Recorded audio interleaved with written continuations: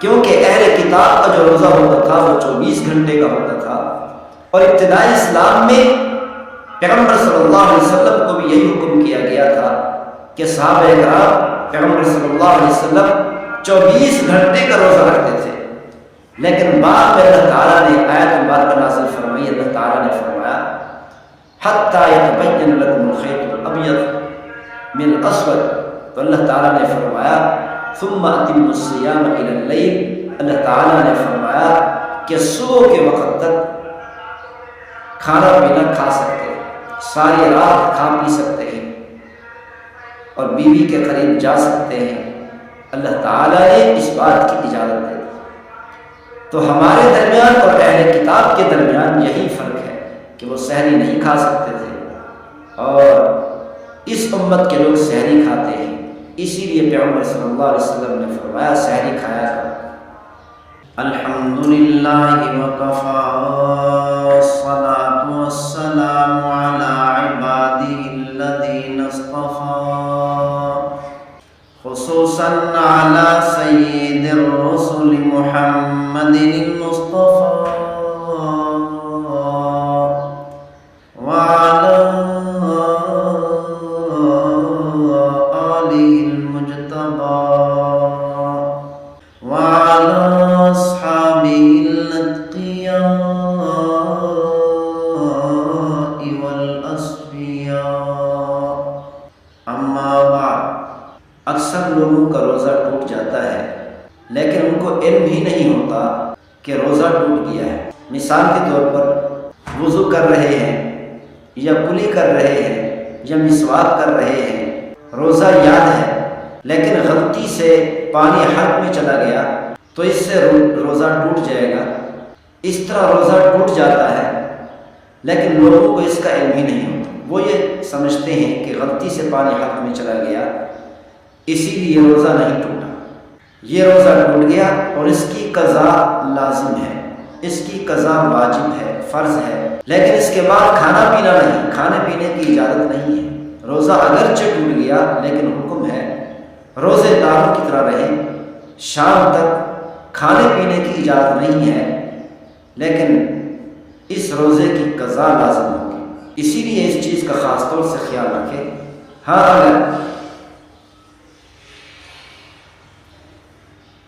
روزہ یاد نہیں ہے، روزہ یاد نہ ہونے کی وجہ سے احتیاط نہیں کی، احتیاط سے کلی نہیں کی، احتیاط سے مسواک نہیں کیا اور پانی حلق میں چلا گیا، اس سے روزہ نہیں ٹوٹتا۔ یہ ایسے ہے جیسے کوئی آدمی بھول کر کھا پی لے، بھول کر کھا پی لینے سے روزہ نہیں ٹوٹتا، اسی طرح اس سے بھی روزہ نہیں ٹوٹے گا کیونکہ روزہ یاد نہیں تھا۔ اگر روزہ یاد ہوتا تو احتیاط سے کلی کرتا، روزہ یاد ہوتا تو احتیاط سے مسواک کرتا تو حلق میں پانی نہ جاتا، تو اس سے روزہ نہیں ٹوٹے۔ ان دونوں باتوں میں فرق ہے، روزہ یاد ہے لیکن غلطی سے کلی کرتے ہوئے وضو کرتے ہوئے حلق میں پانی چلا گیا تو اس سے روزہ ٹوٹ جائے گا۔ روزہ یاد نہیں، بے احتیاطی کی، روزہ یاد نہ ہونے کی وجہ سے احتیاط نہیں کی تو پانی حلق میں چلا گیا وضو کرتے ہوئے کلی کرتے ہوئے تو اس سے روزہ نہیں ٹوٹے۔ اور اسی طرح جب سحری کھاتے ہیں، پیغمبر صلی اللہ علیہ وسلم نے ارشاد فرمایا کہ سحری کا کھانا برکت کا کھانا ہے، کیونکہ پیغمبر صلی اللہ علیہ وسلم نے ارشاد فرمایا اللہ کے فرشتے سحری کھانے والوں پر درود بھیجتے ہیں۔ درود کا مطلب یہ ہے کہ رحمت کی دعا کرتے ہیں۔ اللہ اور اس کے فرشتے سحری کھانے والوں پر درود بھیجتے ہیں، یعنی اللہ تعالیٰ سحری کھانے والوں پر رحمت نازل فرماتے ہیں اور فرشتے سحری کھانے والوں کے لیے دعائے رحمت کرتے ہیں۔ تو اسی لیے سحری کا کھانا اگرچہ ایک لقمہ ہی کیوں نہ ہو، پانی کا ایک گھونٹ ہی کیوں نہ ہو، زیادہ طلب نہیں، رات کو کافی کھا پی لیا تھا، سحری کے وقت میں طلب بالکل نہیں، بدہضمی ہو رہی ہے، کھانا نہیں کھا سکتے تو کم از کم ایک کھجور کا دانہ کھا لے یا کم از کم ایک لقمہ کھا لے یا اس سے بھی کم پانی کا ایک گھونٹ پی لے تاکہ سحری کی برکت حاصل ہو جائے۔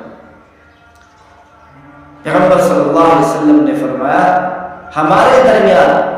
اور اہل کتاب کے درمیان ہمارے اور ان کے روزوں میں یہ فرق ہے کہ وہ سحری نہیں کھایا کرتے تھے، اور پیغمبر صلی اللہ علیہ وسلم نے فرمایا میری امت کو حکم ہے سحری کھانے کا، میری امت کو سحری کھانے کی اجازت دی گئی، کیونکہ اہل کتاب کا جو روزہ ہوتا تھا وہ 24 گھنٹے کا ہوتا تھا، اور ابتدائی اسلام میں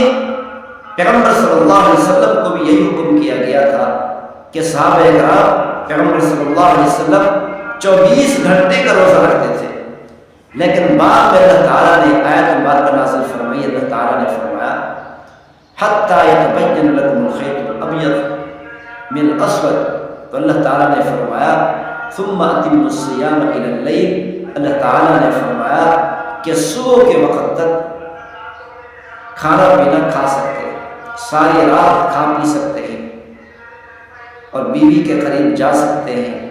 اللہ تعالیٰ نے اس بات کی اجازت دی۔ تو ہمارے درمیان اور اہل کتاب کے درمیان یہی فرق ہے کہ وہ سحری نہیں کھا سکتے تھے اور